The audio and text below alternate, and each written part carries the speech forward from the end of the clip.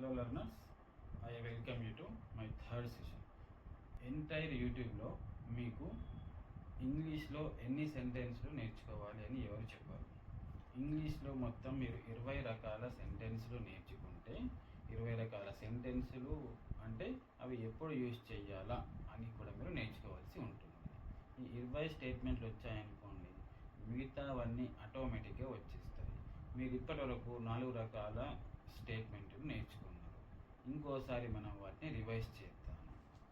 So I'm eating, నేను ప్రస్తుతం తింటున్నాను అంటే ఇలా యూజ్ చేయాలి. I'm eating. I have eaten, నేను తినేశాను, తినడం అయిపోయింది. ఐ హ్యావ్ బీన్ ఈటింగ్, నేను కొద్దిసేపటి నుంచి తింటున్నాను, నేను తింటూనే ఉన్నాను. అది అర్ధగంట కావచ్చు, గంట కావచ్చు, 2 గంటలు కావచ్చు. సో నేను తింటూనే ఉన్నాను. ఇంకా ఎక్స్టెన్షన్స్ ఉంటాయి అని చెప్పాను, అది తర్వాత. సో ఐ ఈట్, జనరల్గా మనం తింటాము, I eat, right? So for example మనం ఐఎమ్ గోయింగ్ అంటే ఐఎమ్ గోయింగ్ టు స్కూల్ అంటాం. ఐఎమ్ గోయింగ్ టు స్కూల్ అంటే నేను ప్రస్తుతం బడికి వెళ్తున్నాను అని. I have gone to school అంటే నేను స్కూల్కి వెళ్ళిపోయాను అని. I have been going to school అంటే ఫర్ ఎగ్జాంపుల్ మీరు నడుచుకుంటూ వెళ్తున్నారు అనుకోండి, ఒక 5 కిలోమీటర్స్ నడిచారనుకోండి, నడవాలి అనుకోండి అంటే అప్పుడు ఏమనొచ్చు, I have been going to school for a long time, I have been going to school for an hour, అలా కూడా అనొచ్చు, రైట్? సో జనరల్గా ఏమంటాం, మనం బడికి అయితే రోజు వెళ్తాము కదా, కాబట్టి స్టూడెంట్స్ అయితే ప్రతిరోజు వెళ్తారు. వాళ్ళు ఏమన్నారు మళ్ళీ, ఇలాంటినేమో చెప్తున్నప్పుడు వెళ్తున్నట్టు, ఇది వెళ్ళిపోయినట్టు, ఇది వెళ్తూనే ఉన్నట్టు. మరి జనరల్గా మనం బడికి వెళ్తాము కదా అని ఎలా చెప్పాలి మరి అంటే, I go to school every day. అది సింపుల్ సెంటెన్స్ అన్నమాట. I go to school every day అంటాం. సో ఇప్పుడు ఈ 4 రకాల సెంటెన్స్లు మీరు నేర్చుకున్నారు. ఇప్పుడు వాటికి నెగటివ్ స్టేట్మెంట్స్, వీటిని మళ్ళీ స్పెషల్ స్టేట్మెంట్స్కి అనుకోకుండా, ఇవి 4, 1, 2, 3, 4. వీటిని మళ్ళీ ఎక్స్ట్రా స్టేట్మెంట్ అనుకోండి. Just negative statement for this positive statement, right? So ఈ నెగటివ్ స్టేట్మెంట్ తెలుగులో చూసుకున్నారు అనుకోండి ఒకసారి, నేను తింటున్నాను. నెగటివ్ ఎట్లా చేస్తాము, నేను తినడం లేదు. తింటున్నాను అనే వర్డ్ని తినడం లేదు అని మనం నేర్చుకోవాల్సి ఉంటుంది, కానీ ఇంగ్లీష్లో అలా ఉండదు. జస్ట్ నాట్ అనే వర్డ్ యాడ్ చేయాల్సి ఉంటుంది. అయితే మనకు తెలియాల్సింది ఏంటంటే, ఈ నాట్ అనే వర్డ్ ఎక్కడ యాడ్ చేయాలి అని తెలియాలి మనకు. ఎక్కడ యాడ్ చేయాలి? యామ్ తర్వాత. యామ్ ఏంటిది? Helping verb. హెల్పింగ్ వర్బ్ తర్వాత మాత్రమే మనం నాట్ అని ఉంచాలి, రైట్? తర్వాత ఇక్కడ కూడా హ్యావ్, నాట్. హ్యావ్ తర్వాత మాత్రమే నాట్ ఉండాలి. తర్వాత ఇక్కడ కూడా హ్యావ్ తర్వాత, ఇప్పుడు హ్యావ్ ఉంది, బీన్ ఉంది. ఈ ఈటింగ్ అనే వర్డ్కి హ్యావ్, బీన్ ఈ 2 కలిపి హెల్ప్ చేస్తున్నాయి ఇక్కడ, ఇవి 2 హెల్పింగ్ వర్బ్స్.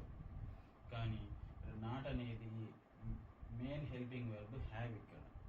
సో హ్యావ్ తర్వాత మాత్రమే ఉంచాలి, రైట్? తర్వాత నేను ఇంతకుముందు చెప్పాను మీకు సెషన్ 2లో, ఈట్లో డూ అనే వర్డ్ దాగి ఉంది, అది మనకు కనిపించదు. సో నెగటివ్ స్టేట్మెంట్స్ రాస్తున్నప్పుడు ఈ డూని బయటికి తీసి ఆ తర్వాత నాట్ రాయాలి.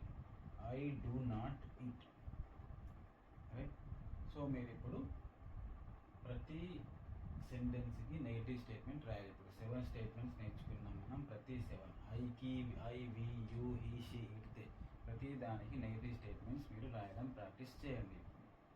నెగటివ్ స్టేట్మెంట్స్ అయిపోయిన తర్వాత ఇంట్రాగేటివ్ అంటే పాజిటివ్ ఇంట్రాగేటివ్, నెగటివ్ ఇంట్రాగేటివ్, ఆ తర్వాత క్వశ్చన్ వర్డ్ యాడ్ చేయడం. ఈ పద్ధతిలో మీకు ఎంటైర్ యూట్యూబ్లో ఇంగ్లీష్ ఎవరు నేర్పించారు. ఇది కూడా నా పద్ధతి కాదు, మాకు 9th and 10thలో ఇంగ్లీష్ చెప్పిన 65 నుంచి 70 సంవత్సరాల retired head master come English teachers చెప్పారు మాకు ఆ స్టైల్ అవి, రైట్? సో ఇప్పుడు వీఆర్ ఈటింగ్, మేము తింటున్నాము. వీఆర్ నాట్ ఈటింగ్, మేము తినడం లేదు. He is eating, he is not eating, right? ఈ నాట్ ఈజ్ తర్వాత మాత్రం ఉంచాలి. He is not eating, negative statement. తర్వాత వీ హ్యావ్ ఈటెన్, మేము తినేశాము. వీ హ్యావ్ నాట్ ఈటెన్, మేము తినలేదు. ఇక్కడ చూడండి, వీ హ్యావ్ ఈటెన్ అంటే తినేశాము, జస్ట్ అంటే ఇంకా తినలేదన్నమాట. వీ హ్యావ్ నాట్ ఈటెన్ అంటే మేము తినలేదు. మీరు ఇప్పుడు పిల్లల్ని క్వశ్చన్ అడిగారనుకోండి, దీంట్లోనే హ్యావ్ యూ ఈటెన్ అని అంటాం. అది కూడా దీని నుంచే వస్తుంది. Right.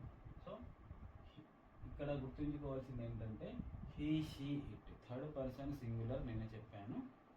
Third person సింగులర్కి has use చేయాలి. So he has eaten, he has not eaten. అతను తినేశాడు, అతను తినలేదు.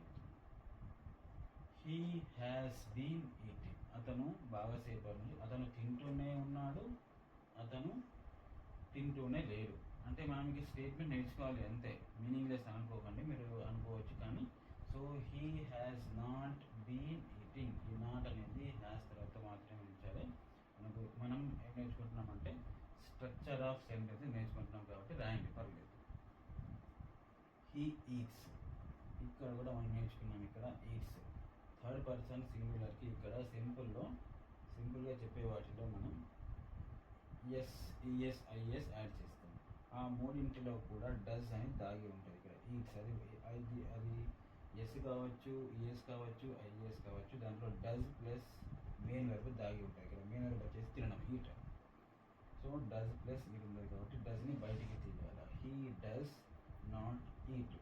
పిల్లలు మళ్ళీ ఏం మిస్టేక్ చేస్తారంటే ఇక్కడ ఈట్స్ రాసినాం కదా, మళ్ళీ ఇక్కడ మళ్ళీ ఈట్స్ రాస్తారు. ఈ డస్ని బయటికి తీసాం కాబట్టి మళ్ళీ ఇక్కడ మళ్ళీ ఎస్ రాయద్దు. రైట్. డస్ ప్లస్ ఈట్ వచ్చేసి ఈట్స్. సో కాబట్టి డస్ నాట్ ఈట్ అని రాయాలి. He does not eat, she does not eat, it does not eat, they don't eat. ఆటోమేటిక్గా మిస్టేక్ చేయొద్దు. Right. They do not eat.